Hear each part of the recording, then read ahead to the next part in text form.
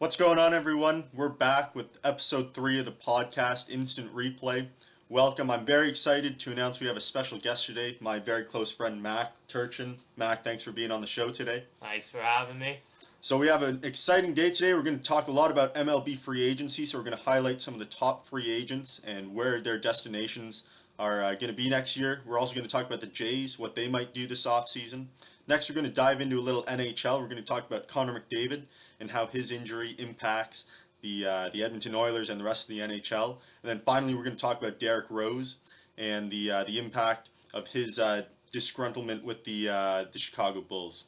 So first off, we're going to talk about MLB and the free agency. So pretty much what's going to happen is we're going to talk about the top free agents. I'm going to shout some names out to Mac, and Mac's going to give us where he believes the top free agents are going to end up, and we're going to discuss a little bit. Mac, you ready to go? I'm ready. Let's do it. All right. So first off, Zack Greinke, probably the top free agent out there. This year played with the Los Angeles Dodgers. Mac, where do you think he's going to end up in the MLB offseason? Well, I think he'll end up staying with the Dodgers. The Dodgers, they have basically all the money in the world with their ownership, and seeing that Zack Greinke has shown that he can pitch late into his career with diminishing velocity as he's done this year. His velocity has been down on average a mile an hour, but he still had a career year. He seems like the best option for the Dodgers going forward. He's the best pitcher on the market, in my opinion. And with their sort of money and the fact that he's been in LA for a good 4 years now, it seems likely that he'll go back to them on a deal certain. Definitely on the same level or above Clayton Kershaw. For sure, I definitely agree with that. I think he kind of opted out of his contract in an attempt to kind of gain more money. I don't think he really has any intention of leaving Los Angeles. I think he's very happy. I think he wants to win a championship, so I definitely agree with that. Yeah, it's definitely all about making the max dollar. It's not about he wants to leave LA for whatever reason. LA gives him a good chance to win, and he gives them a good chance to win, so it seems mutually a good fit for both sides. Absolutely. All right, next up, the one that Toronto is talking about, David Price. Matt, do you think he will stay with the Toronto Blue Jays, or will he go elsewhere? As sad as it is, it doesn't look like it. Reports have been out that David Price of the Chicago Cubs is almost a certain thing, and it for him it seems like probably a really good destination. Cubs, a team on the rise. He gets a chance to be in a rotation with Jake Arrieta and John Lester. Probably the best top three in the rotation if he joins. He's joining his former manager, Joe Madden, who he had a lot of success with in Tampa Bay and definitely has a good relationship with. So the Cubbies, they're still looking to spend some money, and I think the man that will get that money is David Price. The Jays will make a play, but ultimately we only have so much money to work with, and I don't think the Jays are looking to spend that on just one guy when they have multiple holes to fill. For sure, I agree with that. I think, like you said, the reunion with manager Joe Madden will definitely be a big impact. But then I also kind of see Price, he wants to win championships. He's done so much throughout his career. He's a Cy Young winner. He's won a championship before. But then I think it's kind of that next step he wants to take. Oh, he actually hasn't won a championship. No, has he? No, really? Tampa went to the World Series. My apologies. So I think he kind of wants to get over that hump, wants to win a World Series, and I think Chicago is definitely the best chance. Like you said, with the starting pitching already of Arrieta and Lester, just adding him to that rotation, and with that offense, they're just going to become unstoppable, I think. I think he hasn't necessarily pitched terribly over the playoffs in his career, but I think he's built up this stigma that he can't get it done when it counts, like many aces in the past have been able to. It just seems like he can pitch well in the playoffs, but he can't pitch well enough, and I think what he wants is to be able to get over that and get more chances at the playoffs to prove himself and ultimately win that coveted championship. For sure, absolutely. All right, next, kind of a Jay killer per se, and someone the Jays have not had a great relationship this year. Johnny Cueto, where do you see him ending up? Johnny Cueto, very, very interesting player. Quite an enigmatic player. He's got his own personality to him. He's got his little side shuffle on the mound. He's definitely built up this character for himself, and I think even though he's had more success in the National League, he had lots of success with Cincinnati and wasn't as good coming over to Kansas City, but when it mattered in the World Series, he pitched a complete game two-hitter.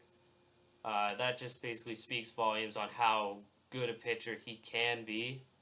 I think just moving over to Kansas right into the playoff race that he'd never really been in before in the middle of the season probably took a toll on him. He faced a lot of good AL hitting teams. The Boston Red Sox are looking for a big impact player this winter. He seems to fit the bill for them. They seem to like guys with a lot of character. You could look at a guy like Pablo Sandoval or David Ortiz, similar Dominican players that everybody knows who they are. They're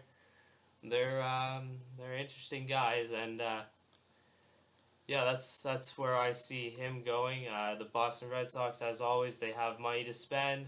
They've finished in the cellar of the AL East 2 years in a row, and this is definitely the winter that they have to do something big because the fans in Boston, they won't stand for this much longer.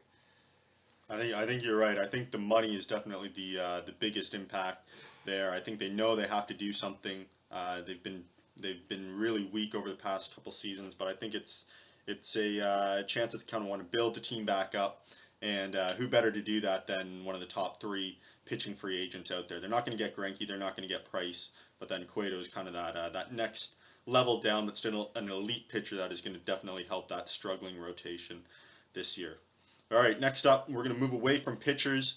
We're going to go towards some hitters, and one player that has been linked with the Blue Jays so far, Chris Davis. Crush it, Chris. Mac, is he going to come to Toronto, or is he going to go elsewhere? Again, here we have the biggest bat on the market, obviously. What can you say? He crushes the ball. I almost kind of wonder if he's on steroids, but nothing's been proven, so we'll just assume that he's a really good hitter at this point. 2 out of the last 3 years, he's hit around 50 home runs. The power's obviously legit. Again, if we're talking the Blue Jays here, probably not going to happen, as we already have that stellar lineup. We have a lot of home runs in it. Would it be great to add more home runs? Absolutely. When is it ever a bad thing to add more home runs? But again, we have multiple holes to fill, and we probably don't want to be paying $20 million plus to another hitter when we have so many already. So I see him going to Seattle Mariners. The Baltimore Orioles will certainly be in it as well, but I think Seattle is a team that management's been trying to build them up for the last couple of years. They've added Robinson Cano, Nelson Cruz, but neither has been able to jumpstart that offense like they thought they could. So obviously, with World Series aspirations, you need to have a better offense than they've been having, and what better way to bring one of the best bats in the league to jumpstart that offense?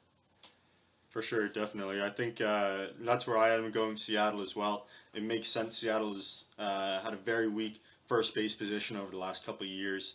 Like you said, they brought in Cano, Cruz, so I definitely think adding Davis would kind of give them that murderer's row that the Jays had with Donaldson, Batista, Encarnacion.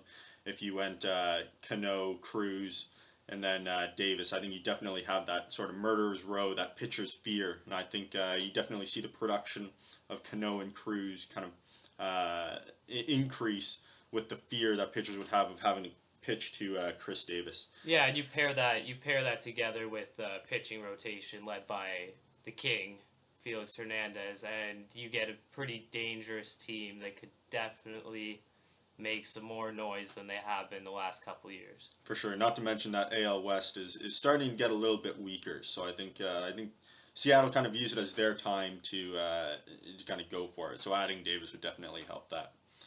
All right, last on our list, Jason Hayward. Mac, where do you think he's going to end up? Jason Hayward is different than a lot of these guys on the list where he's still really young. He's 26 years old, but he seems like he's been around for forever. He's been in the league since he's been about 19, if I'm not mistaken. He's probably has the most potential of any impact player on the market here. A lot of people would say he hasn't reached his full potential, but still he's gonna make a contract around $200 million even without reaching his full potential. I think there's more power in that bat. I think there's more consistency in that bat. He's already proven to be one of the best fielders in the game. I think it makes sense for him to stay with St. Louis, a perennial contender. They always scout well. They bring up new guys every year or two. They just seem to have a championship cycle that keeps repeating itself, and he would be a key piece of the puzzle for if they kept him around for the next 10 years. It just seems likely that they would want to spend their money on key position players as they do a really good job bringing up young pitchers. For sure, definitely. That's where I had him going as well, St. Louis. I think it's a case of they do like you said, they do such a good job of scouting and bringing in young players that they just want to turn it over again. And I think they kind of view him as a chance to kind of have that outfield on lockdown for the next couple of years. So I definitely see him returning there. I think he's happy there. Like you said, he hasn't hit his full potential yet, but I think that's going to come, and I think they're going to lock him up long term. Yeah, he's one of those rare 5-tool players you see, or he has the potential to be one of those 5-tool players. He has the assets to be one of those franchise cornerstone players if he can reach that potential. And to be honest, in an atmosphere like St. Louis, I think that would be the best place for him to reach that potential, and if they locked him up long term, that would be a big deal for them. Absolutely. So, of the top 5 free agents, you notice that none of them we believe are going to become Toronto Blue Jays. So, Mac, going into the offseason, what are the Jays looking to build on? What do they kind of need to bring in to have the success they had this year? All right. Well, obviously, what would be great would just to bring back David Price, bring back Estrada, but neither of them seems likely. David Price is going to demand $30 million. I don't think the Jays can or will pay that. And Estrada, we gave him a qualifying offer for $15 million. Unlikely he accepts it, probably for the best for us. We don't, as good as he was in last season, and especially the playoffs, he was clutch.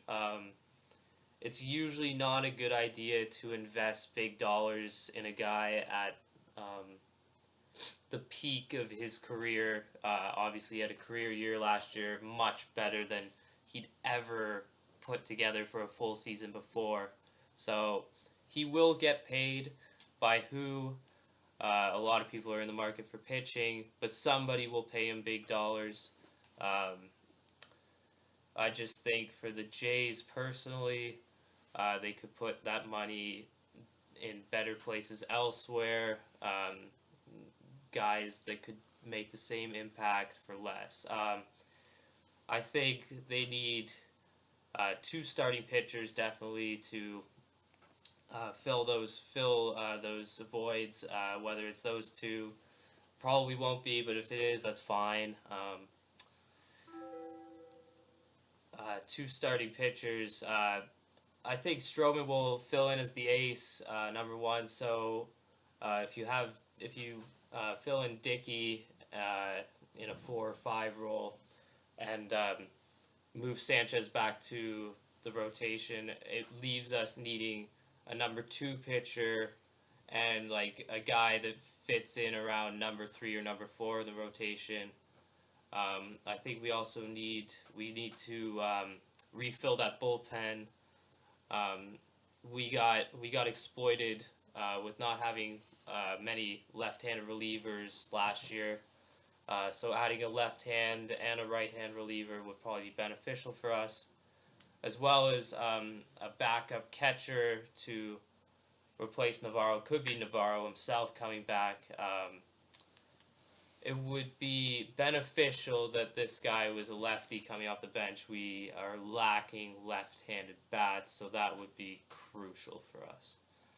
For sure. So I guess the recap would be then 2 starting pitchers, a left-handed and a right-handed reliever, and then a backup left-handed batsman catcher. So I think I definitely agree with that. The starting pitching is obviously the most important. So Mac, if you had to choose 2 starting pitchers on the market right now that the Jays could sign, who do you see and why? So number 2, I think the best option for us, if we want to fill all our needs, we're going to have to find guys that can fill these roles, but also not break or bank. A guy for a number 2 role who has previously served as an ace for the Chicago Cubs, Jeff Samardzija. He had definitely a weak year this year. Probably wasn't in the best situation with the White Sox, but has proven himself in years prior with the Cubs, having years with sub-3 ERAs. He definitely has a lot of upside. We're not going to force him into the ace role, which should help. I think he'd be a good. He'd be a good fit for number 2, as we wouldn't have to pay as much for Samardzija as someone like a Jordan Zimmerman. Probably pay maybe half of what we pay for Zimmerman. As for number 3 or number 4 guy, Doug Fister seems like a likely option here. He had a really weak year with the Nationals last year, got relegated to the bullpen. He's proven himself as a good starter in years prior with Detroit. Several really good years, like 3 ERA and things like that. He's not going to get too much money this offseason, and he'd be a good low money buy for us for back end of that rotation. Heck, he could even move up to the front of our rotation if he pitches well. He has that potential, no doubt.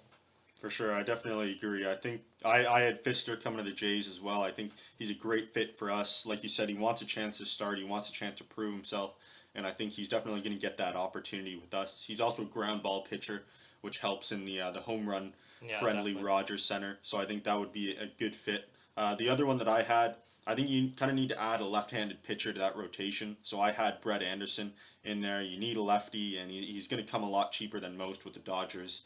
Trying to re-sign Zach Greinke. Obviously have a lot of money locked up on that team. Like you said, they do have a big bank, but I think most of the attention is going to be on Greinke. So I think Brett Anderson is definitely someone to watch out for the Jays. Adds that lefty pitching that we need in the starting rotation. He's definitely been an underrated pitcher. Last couple of years, Dodgers have had injury troubles. He's had to pitch big innings for them. Been forced into roles where he becomes like number 2 or number 3 starter on that team, and he's posted decent results. I could definitely see him as a low value buy. For sure. So, and then okay, let's quickly go into the relievers and the backup catcher. Just give me quick fire 2 relievers that you think we're going to sign, and then that backup catcher. For relievers, so looking at a right hand and a left hand, I think a lot. The trend in the major leagues lately has been that taking fallen starting pitchers and moving them into relief roles has been definitely beneficial for those starters. They posted varying results, but there's been a lot of success stories. For example, Liam Hendricks with Toronto posted like that 2.5 ERA this year. You see like an increase in velocity. People like the starters, they could just go out and throw fire for like 3 outs or something. It seems to be pretty successful. So a couple guys, starting pitchers that you could throw in there. Joe Blanton was tried out as a reliever last year in Pittsburgh. Really good results. Justin Masterson's had a couple down years. We could definitely buy him on the cheap. Edwin Jackson as well. Good stuff. Never really excelled too much as a starter, but one of those guys that could definitely have a career resurgence in the pen. A left-handed pitcher, Tony Sipp from Houston, has had success this year, pitching the 7th or 8th inning for Houston. Playoff team. Their bullpen was definitely a big reason why they had a better year this year. That was necessary after a couple years where they were known as the worst pitchers of the league. Backup catcher, I see Navarro coming back. Switch hitter coming back. We need a lefty off the bench. We're thin on lefties. Makes sense here. He has a really good relationship with the pitchers. Pitchers seem to pitch better to him. Example Estrada, Burley as well. You saw neither of those guys may be back, but still you can't argue the fact that he makes pitchers pitch better. For sure, definitely. I agree with you with Blanton. Like you said, converted starter. The Pirates have a lot of re-signing to do in their bullpen, so I think he might be left off to the side, and maybe we can scoop him up. Just a question about Navarro, though. So reports have kind of come out that he wants to be a starting catcher. Do you think that might be a hindrance to the Jays in their ability to sign him, knowing that he's going to be behind Russell Martin again? Well, Deoner Navarro might think he can be a starter, but I think once he goes out and realizes what the market actually is like, and nobody's going to really pay him as a starter because he doesn't, no offense to him, but he doesn't have those qualities to be a starting catcher in the league at this point. I think he'll realize that starting option isn't out there for him, and I think the Jays could still get him back as a backup.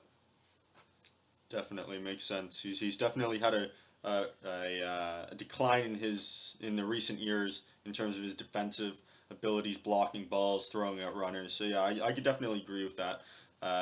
He's going to go out there, see that maybe there's not a spot for him, and maybe come back to the Jays. I think that would be great.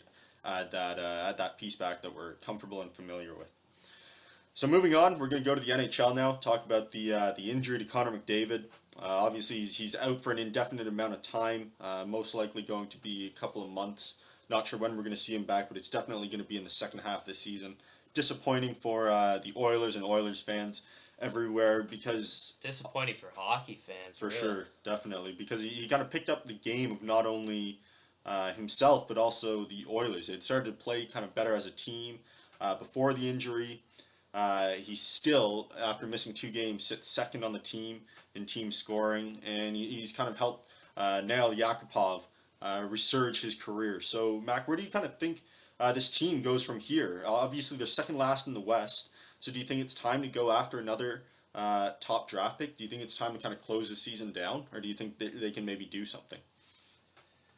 I think the best idea for the Oilers is just to stay status quo. I think without McDavid, they've lost 2 in a row. It's obvious they're not the same team without him. I think without really doing anything, I think they've proven in the last 5 years that they're just not a good hockey club. Obviously, they're getting better. McDavid's a big part of that, but I think without him for 2-3 months, they're gonna sit near the bottom of the league, and henceforth, even if he does come back, I don't think they'll get anywhere near the playoffs this year, and I don't think they'll get a number one draft pick this year, but I think top five is still within reason. And that's, if they're not going to make the playoffs, then that's not a bad thing at all for them. For sure, I definitely agree. I think most teams at this point, having not gotten off to a great start, injury to pretty much your best player would kind of shut it down, maybe start rebuilding for next year. But the problem is that the Oilers, they can't rebuild. Their future is Their future is on the team. They have no one that they can trade for youth, because all their team is youth. Yeah, absolutely. So I think that could be their problem. I think they're going to be bottom feeders again, like you said. I think they're going to struggle this year without McDavid. Just like you said, disappointing for hockey in general. There was a lot of hype around him. He's shown us that exciting to watch. For sure, exciting to watch. There's just been a ton of buzz. He's a fantastic player, so quick, just exciting to watch. So very disappointing. Hopefully he comes back stronger than before. So I think it's going to be another long year for the Edmonton Oilers. I think they're going to struggle to get below the Toronto Maple Leafs, though. That's just a bad team in general. Yeah, I think the Oilers have finally gotten to the point where they are no longer the worst team in the league. Agreed. I think Toronto owns that at the moment.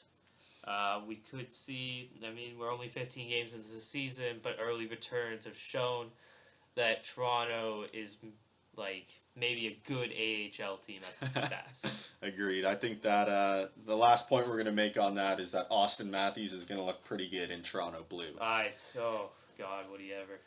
All right, so in going back to the McDavid injury, so how do you think this is going to change the Rookie of the Year, the race? Because obviously McDavid had kind of been lighting it up. There had been a couple players that had started off well, but he had turned that whole team around, the whole Oilers team around. So how do you think that it's going to impact that race, and who could you see possibly winning the Rookie of the Year? Well, I think obviously you can take McDavid out of that race now. Being out for 2-3 months, 4 months, whatever it is, he's not, I don't think, he could be the phenom or whatever, but I don't think he can win Rookie of the Year without, he's going to miss 40 games. You can't win Rookie of the Year playing half the season. So obviously that means someone else is going to win, but the question is who. My pick is Nikolai Ehlers on Winnipeg. He is definitely a dynamic offensive player. Last couple years in the Quebec League, he's posted 100-plus points. You can definitely see that he's an impact player on a rising Jets team that will probably make the playoffs this year, and he'll definitely be a big part of that. He's playing first or second line minutes. He's playing on the power play. He's making his teammates better. I just think as he develops to the pro game, he'll just keep getting better and better throughout the year. And personally, he's my pick. Definitely a good selection. I have it going a little differently. I have Jack Eichel winning at the other kind of obvious pick. Just because he's turned, very similar to McDavid, he's turned a bad Sabres team into something that is not nearly as bad as it could. They're still not a great team, don't get me wrong. I'm not saying they're going out and they're going to win the Stanley Cup with him, but he's managed to turn that team around into kind of a positive environment, and he does it not only with the puck. He's a fantastic puck handler, but he makes plays away from the puck. He's quick like McDavid is. He has a great puck sense, and then he just also manages to eat up minutes. I mean, he's averaging almost 19 minutes a game on a bad team that doesn't really have any other options. So I think he's definitely an exciting player. It hasn't really shown in the points so far only 7 points through 14 games played. But it's just the plays he makes away from the puck that are kind of what separates him, and it's bringing a lot of excitement to Buffalo hockey, something they haven't had for a very, very long time.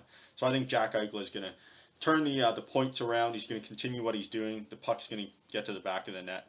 I don't know how he only has 2 assists based on the passes he can make, but those numbers are going to pick up, and I think he's going to win Rookie of the Year.